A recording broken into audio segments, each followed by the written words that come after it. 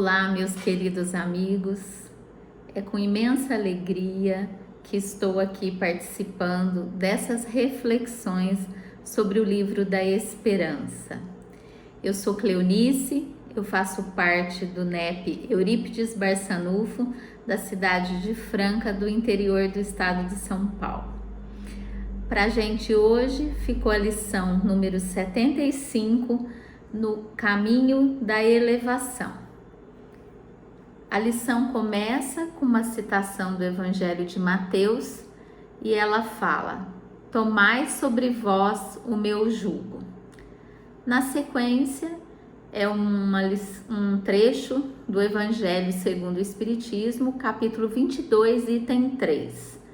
Mas, na união dos sexos, a par da lei divina material, comum a todos os seres vivos, a outra lei divina, imutável como todas as leis de Deus, exclusivamente moral, a lei de amor. E na sequência, o benfeitor Emmanuel vai fazer algumas reflexões. Abençoa os conflitos que tantas vezes te amarfanharam o coração no carreiro doméstico, sempre que o lar apareça por ninho de problemas e inquietações. É aí, entre as quatro paredes do reduto familiar, que reencontras a instrumentação do sofrimento reparador. Amigos transfigurados em desafios à paciência. Pais incompreensíveis a te requisitarem em entendimento. Filhos convertidos em ásperos inquisidores da alma. Parentes que se revelam por adversários ferrenhos sob o disfarce da consanguinidade.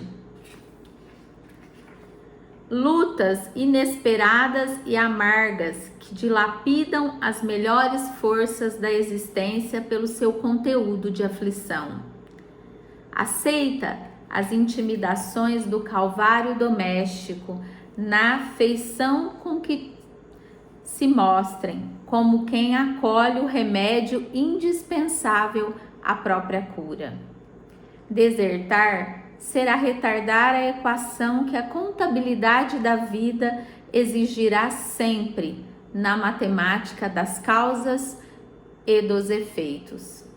Nesse sentido, vale recordar que Jesus não afirmou que se alguém desejasse encontrá-lo, necessitaria proclamar-lhe as virtudes, entretecer-lhe lauréis, homenagear-lhe o nome ou consagrar-se às atitudes de adoração, mas sim foi peremptório, asseverando que os candidatos à integração com ele precisariam carregar a própria cruz e seguir-lhes os passos, isto é, suportarem com serenidade e amor, entendimento e serviço os deveres de cada dia. Bem-aventurado, pois, todo aquele que, apesar dos entraves e das lágrimas do caminho, sustentam nos ombros, ainda mesmo desconjuntados e doloridos, a bendita carga das próprias obrigações. Como a lição mesmo nos diz, no seu tema central, o caminho é nesse momento de elevação, que a gente possa aceitar esse convite de Jesus para um novo caminho, para um novo caminhar, porque já caminhamos na nossa trajetória espiritual por muitas ilusões, dores e alguns sofrimentos. E aí ele já convida no título para que a gente faça um caminho diferente. E para que esse caminho seja melhor compreendido, ele utiliza a citação do Evangelho de Mateus, que fala do jugo de Jesus, aonde nós poderemos utilizá-lo para perceber que não caminhamos sozinhos nessa tarefa de iluminação espiritual, que caminhamos com ele e ele nos oferece o seu jugo, que nos convida a mudar a nossa postura, a mudar a nossa forma de pensar, usando os recursos da lei do amor e do Evangelho para que a gente consiga fazer um caminho diferente. E já no início, Emmanuel começa o texto dizendo para a gente abençoar os nossos conflitos, aqueles conflitos que são do seio doméstico. Por isso que ele utiliza o capítulo do Evangelho que vai falar das uniões que são ligadas pelo amor, aquelas uniões que extrapolam apenas o âmbito material, porque é nesse sentido e nessa orientação do Cristo que a gente vai ampliando a nossa forma de pensar e não vai apenas olhando para o aqui e o agora, que a gente vai conseguindo perceber, né, ter os olhos de ver e ouvidos de ouvir a importância, né, do nosso lar e das relações que a gente estabelece para que a gente faça essa caminhada que é repleta de corações que são afetuosos e a qual a gente já criou vínculo, mas corações que também precisam se aproximar, corações que precisam aprender a respeitar e a compartilhar a vivência uns com os outros. Por isso que ele vai falar lindamente desse capítulo do Evangelho, né? Que são uniões regidas pela lei de amor, a lei de misericórdia que vai nos aproximando e dando a possibilidade da gente realmente refazer algumas vivências que não foram tão felizes. E aí Emmanuel vai trazendo essas dicas para que a gente possa entender esse novo caminhar, essa nova proposta que vai realmente nos auxiliar a espiritualizar, a nos elevar. E o reduto doméstico é uma oportunidade grandiosa para isso, porque ali reúne corações que são caros a todos nós. São vivências, né, experiências a qual somos convidados a passar para que a gente realmente reestruture, evangelize o nosso coração e aceite essa proposta do jugo, né, de agir de maneira diferente, utilizando todos os recursos que o Cristo nos oferece, agindo com humildade, com paciência, com resignação, porque o nosso propósito é outro. O nosso propósito agora é de refazer, é de aproximar os nossos corações. E aí no primeiro parágrafo ele já fala: abençoa os conflitos que tantas vezes te amarfanharam o coração no carreiro doméstico, sempre que o lar apareça por ninho de problemas e inquietações. Ele reconhece que realmente nós temos algumas dificuldades e é fato isso, né? Nós temos algumas reparações a serem feitas, mas quando a gente busca no jugo de Jesus as orientações, nós entendemos, né, essa proposta que Emmanuel coloca para a gente abençoar os conflitos, porque eles vão nos auxiliar a resolver todas essas questões que ainda precisamos lapidar no campo do sentimento. Então, por isso que hoje o entendimento é outro, né? Por isso que hoje, com o Evangelho e o Espiritismo, nós entendemos realmente que a dor é uma bênção, porque os conflitos, eles vão nos movimentar para algo novo, para algo diferente, algo que precisa realmente ser realizado. E o jugo de Jesus, como o versículo mesmo fala, né? Meu jugo é suave. Ele é suave porque se nós o utilizamos ele vem carregado desse conteúdo moral da lição de Jesus. É o remédio para as nossas aflições. E a gente precisa entender essa orientação para que a gente nos evangelize. Essa é a receita do Cristo, né? Para que a gente utilize mais todas essas virtudes nessas relações difíceis, nessas relações mais complicadas e que nos causam, às vezes, muitas dores ainda nas nossas vivências diárias. Então, o jugo de Jesus, ele vem nos ajudar como se fosse uma receitinha mesmo, para que a gente utilize, né, de outros recursos, para que a gente faça essa caminhada diferente e realmente consiga reconciliar com aqueles corações a quem nós temos esse compromisso. E nesse versículo ele ainda comenta que o fardo é leve, né? Por quê? Porque quando eu assumo o meu compromisso, a gente cumpre o dever e a gente se liberta desses sentimentos que nos aprisionam na dor e no sofrimento.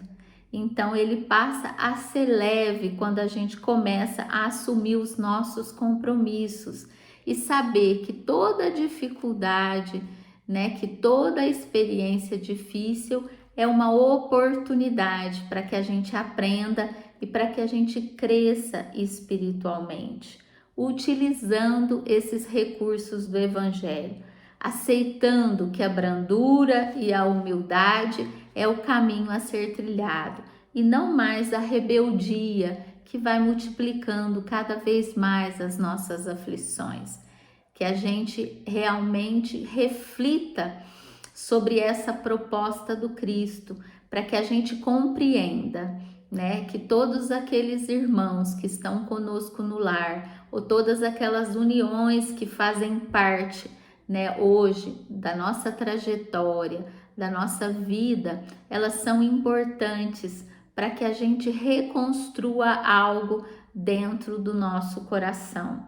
E elas estão aqui para nos ajudar. Todas essas pessoas a qual a gente convive, a qual a gente tem uma relação, elas estão aqui para colaborar conosco e para que a gente realmente faça um caminho diferente e cresça espiritualmente, né?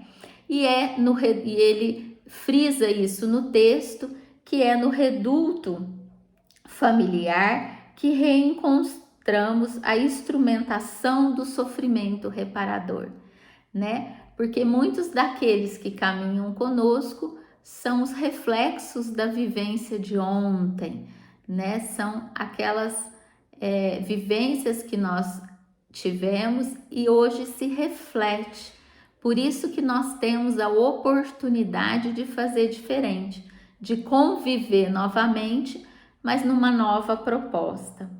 E no livro Pensamento e Vida, ele vem completar essa reflexão de Emmanuel e ele fala que temos assim, no grupo doméstico, os laços de elevação e alegria que já conseguimos tecer por intermédio do amor louvamente vivido, mas também as algemas de constrangimento e aversão, nas quais recolhemos de volta os clichês inquietantes que nós mesmos plasmamos na memória do destino e que necessitamos de desfazer à custa de trabalho e sacrifício, paciência e humildade. Recursos novos com que faremos nova produção de reflexos espirituais, suscetíveis de anular os efeitos de nossa conduta anterior conturbada e infeliz. Então ele vem reforçar o que Emmanuel disse, dizendo, né, que o reduto do lar são esses laços que se reencontram, né, de espíritos afins e outros não, mas que é um campo fértil para que a gente possa fazer novas possibilidades, para que a gente possa mudar aquilo que foi vivido anteriormente, para que a gente possa refazer dentro dessa proposta, né, de trabalho constante, de paciência, sacrifício e humildade, mudando as nossas produções, né? Refazendo o nosso pensamento, né? E anulando todos os efeitos daquelas condutas que nós tivemos. Por isso que o nosso olhar precisa ser diferente para o hoje, né? Para que a gente possa conseguir entender essa bênção da oportunidade que nos é dada de realmente modificarmos esses quadros e refazermos a nossa caminhada. Ele frisa isso para que a gente possa aproveitar realmente essa oportunidade que nós estamos tendo de viver com esses corações queridos que nos transmitem afeto, mas com aqueles corações também que ainda precisam, né, ser muitas vezes refeito algumas trajetórias que não foram tão felizes. Então essa oportunidade é uma oportunidade abençoada para que a gente refaça tudo isso dentro dessa proposta de amor de nosso Mestre Jesus. Ele também fala, né, que é importante a gente aceitar essa proposta de Jesus para que a gente vá fazendo essas modificações que são tão importantes para nós.